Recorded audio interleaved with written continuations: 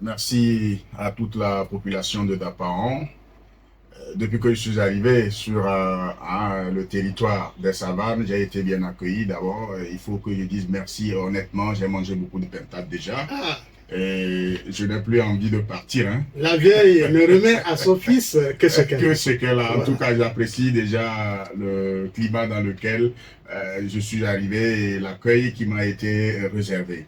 Alors, nous sommes là spécialement parce que nous voulons parler d'une thématique qui nous intéresse tous et qui, d'ailleurs, doit nous interpeller. Vous savez, nous sommes à l'ère des réseaux sociaux aujourd'hui et il n'y a pas de mesure quand quelqu'un se jette sur un réseau social pour ses activités. Alors, il est temps qu'on commence par éveiller la conscience des uns et des autres sur les paramètres ou les différents paramètres que l'on doit utiliser quand on est sur, par exemple, TikTok ou Facebook, YouTube, etc., etc. Parce que c'est des informations que l'on partage matin, midi et soir. Maintenant, il faut se rassurer que les informations que l'on partage soient vraies, au risque de se voir peut-être au mur d'une sanction ou encore d'un danger imminent qu'on ne pourra plus éviter. Et donc, étant humoriste, étant comédien, artiste, nous nous sommes rappelés de ce devoir citoyen qui nous incombe également. Parce que quand vous êtes citoyen, retenez également qu'à part vos droits, vous avez aussi des devoirs. Et donc, nous avons ce devoir de participer à l'émergence, au développement de notre pays. Alors, si je suis paysan, on dit, bon, paysan ou Togolais, venez, on va construire notre pays. Peut-être que c'est le champ de maïs que je vais faire très bien. Tout à fait. Nous, on est comédiens, on est sur TikTok, on est sur les réseaux sociaux. Oui. Alors, c'est là-bas également que nous allons apporter notre pierre. C'est là même l'idée d'initier cette sensibilisation, cette campagne de sensibilisation. Et je ne suis pas seul, je le fais avec beaucoup des camarades aussi qui sont artistes, pour certains chanteurs, d'autres comédiens, humoristes comme moi. Parce que c'est vraiment important qu'on le fasse, qu'on essaie de recadrer ou de ramener le bon usage des réseaux sociaux. Voilà. Merci beaucoup. Alors, vous êtes basé à Lomé et aujourd'hui vous êtes dans la région de Savane. Pourquoi le choix de la région de Savane pour passer ce message concernant les fake news? Bien évidemment, il faut venir dans la savane. Pourquoi? Parce que notre campagne de sensibilisation, d'une façon objective, concerne tous les Togolais. Donc, il ne faut pas qu'il y ait de limites. On pouvait rester à Lomé, peut-être sur quelques chaînes radio, télévision à Lomé, faire cette sensibilisation. Mais nous nous disons que, étant donné que nous tous nous sommes concernés, il va falloir faire l'effort de couvrir sur le territoire national. Et là, je vous rappelle que hier, j'étais à Kara, à la radio Tabala, j'ai fait le même exercice. Aujourd'hui, je suis dans la savane sur la radio communautaire. Inch'Allah, demain, je serai à Campé. Après ça, c'est Sokodé, Saute-Bois, pour ne pas dire Blita, Atapamé. Je reviens clôturer à Lomé. Voilà. Là, c'est une tournée nationale pour sensibiliser alors toute la population togolaise. Alors, Intombable Junior, Yark Junior, vous êtes sur les antennes de la radio communautaire Savane pour parler des fake news. Est-ce que vous avez des exemples concernant les fake news? Vous avez des exemples de fake news, de mauvaises informations, de désinformation? Évidemment, ça abonne. Pour trouver les fake news aujourd'hui, vous n'avez pas besoin de dépenser un franc. Ça abonne. Mais malheureusement, les conséquences, elles sont très négatives. Vous voyez, je vous donne cet exemple. Nous sommes à Lomé, d'accord? Et un matin, on se réveille, on voit sur TikTok, bon voilà, lié à cette histoire d'attaque terroriste dans la savane, qu'on a tué 100 soldats. Ou alors qu'on a tué une population d'environ 300 personnes. Et au même moment, un communiqué officiel sort et qui dit, bon voilà, il y a eu véritablement attaque, on a eu des pertes en matériel, en vies humaines, 2-3 soldats sont tombés. Parce que quand on est au front, le soldat ne meurt pas au front, il tombe. Voilà. Donc, on dit 3 soldats sont tombés. Malheureusement, il faut faire le deuil, saluer la famille et compatir. Mais au même moment, quelqu'un qui veut envenimer la situation, lui sort, il dit que non, c'est faux. Il y a eu plus d'une cinquantaine, il y a eu plus de 300 morts et qu'on ne veut pas dire la vérité. Mais tout à l'heure, les gens prennent ça et ça rentre dans les oreilles. On se dit, mais pourquoi on va nous cacher la bonne information? Et il y a du flou. Finalement, on ne sait pas si c'est ce que le communiqué officiel dit qui est vrai ou alors ce que c'est les rumeurs disent. C'est la rue qui dit la vérité. Parce que là, ça apporte je vais dire, la panique, la terreur, la panique. Tout le monde est effrayé. On n'a plus envie de sortir pour vaquer librement à ses préoccupations. Et là, on se pose beaucoup de questions. Voilà, ça c'est un exemple. Ou alors, en discussion tout à l'heure ici, bon, je dis, Semben, vous êtes Moba? Je dis, oui, moi je suis Kabie. On commence par dire, oh, vous les Moba dégagez là-bas. Bon, on essaie de se taquiner un peu. Oui. Et jusqu'à ce que je ne sorte, on m'arrête quelque part à la station là-bas, que bon, voilà, le Kabie est venu, il insulte les Moba. Ah, je les ai insultés où? Ah, que à la radio, on a dit que. Vous voyez? On a dit que à la radio, tu es venu, tu as insulté les Moba. On doit te fesser. Et on me fesse aussi correctement. On me casse peut-être la tête. De façon propre et conventionnelle. Et non conventionnelle. Voilà. Maintenant, l'effort que nous devons faire, quand nous disons qu'il faut éviter les fake news, c'est parce que les gens ont pour spécialité production de fake news. Parce que sur les réseaux sociaux, comme on le dit de façon griffée, oui. béret. Les gens aiment béret. Et dans béret, nous avons quoi? C'est-à-dire c'est des mensonges, c'est des fabrications, des histoires qui sont liées soit à des personnes, soit à des institutions. Et les gens aiment écouter ça.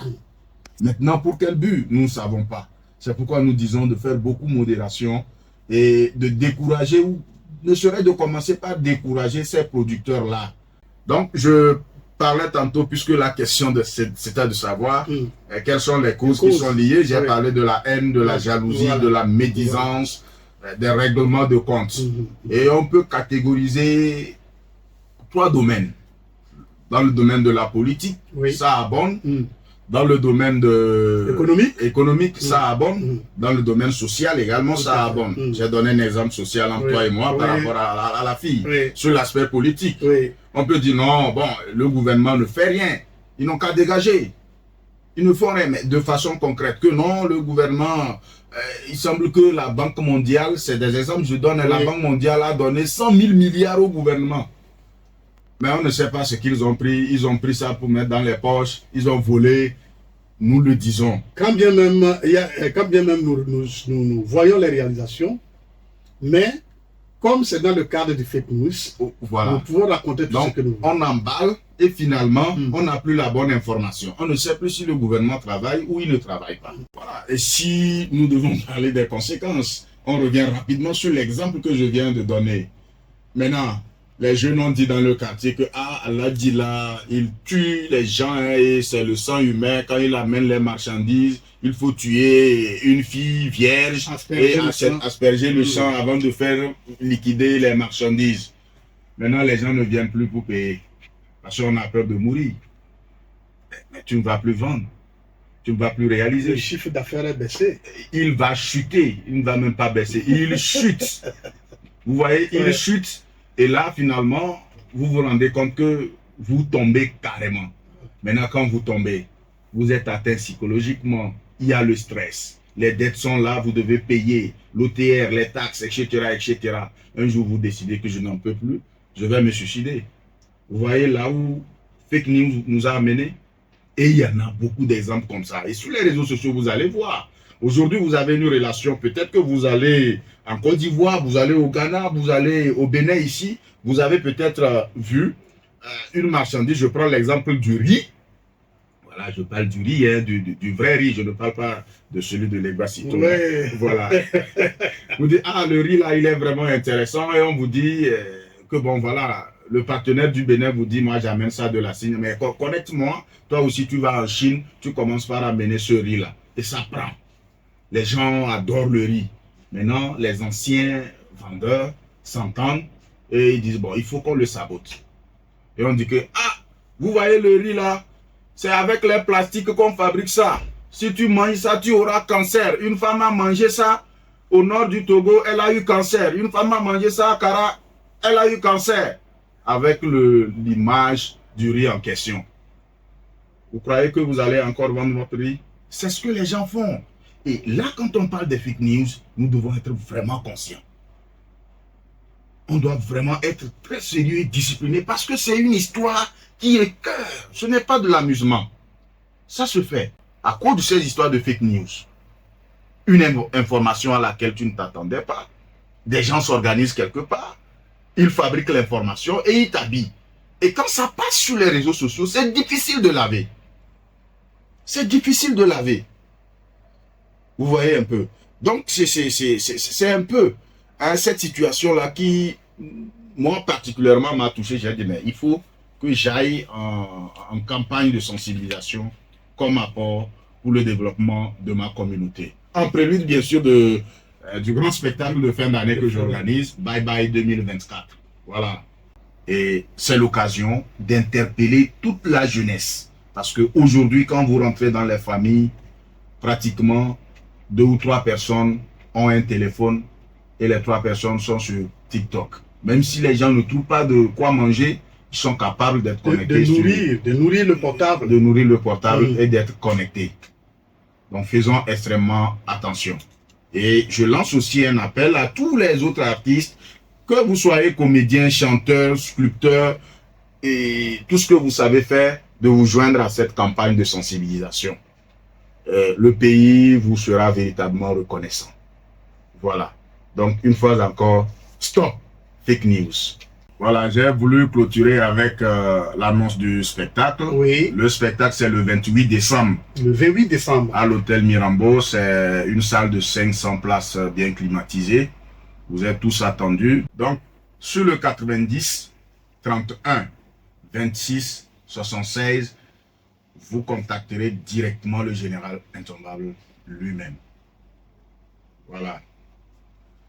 Et maintenant, tel que nous l'avions dit depuis le début de cette émission, oui. je crois qu'il doit y avoir des gens qui vont dire, est-ce que c'est lui-même? C'est lui-même. Vous voulez voir la vérité? Je suis obligé de vous servir. Il ne faudrait pas qu'après je parte et les gens vont faire des divagations. Et si vous le faites, vous aurez des problèmes. Hein. Hier à la frontière, j'ai vu un Peul. Vous savez, il y a de cela un mois, je travaille avec les Peuls dans l'histoire de transhumance. Oui. J'ai vu le Peul qui venait avec des bœufs. Le chef de l'État nous a demandé d'être très vigilants. Le bœuf avait le ventre très gros.